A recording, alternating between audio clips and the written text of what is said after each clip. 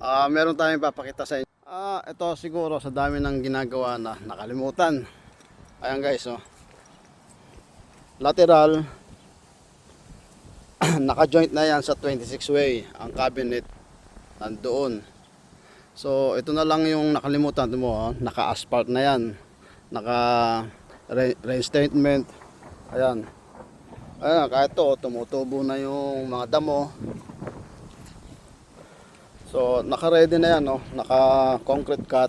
Tapos ito yung isa, itong lateral nanggaling sa yan, sa ETP. Gamit ang Molflo yan, Molflo.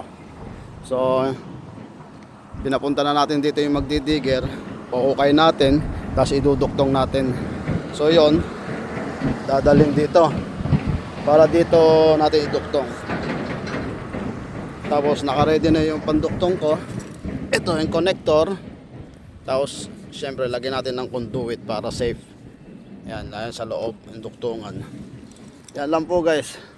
Siguro sa sobrang busy siguro, kaya hindi natin talaga ma-perfect. May nakalimutan. Pero isa lang po yan. Dahil nag-blow blowing tayo. Hello guys. Ito na. Pinahukay ko na yung para maduktungan natin yung lateral na nakalimutan. So duduktong na natin. Ito ay single ano lang, lateral, kaya madali.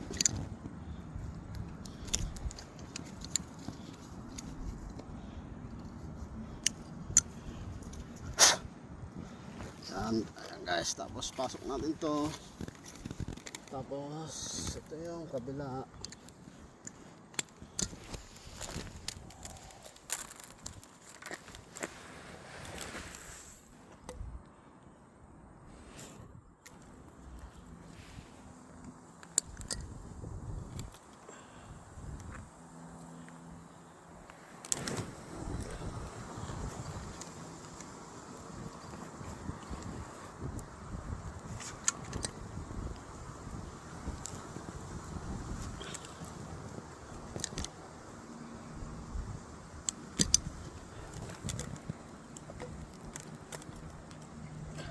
Guys, tapos pasok natin conduit.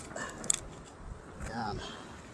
So ito ang huwag nyo kakalimutan guys, kasi ito footpath, concrete, daanan ng mga tao.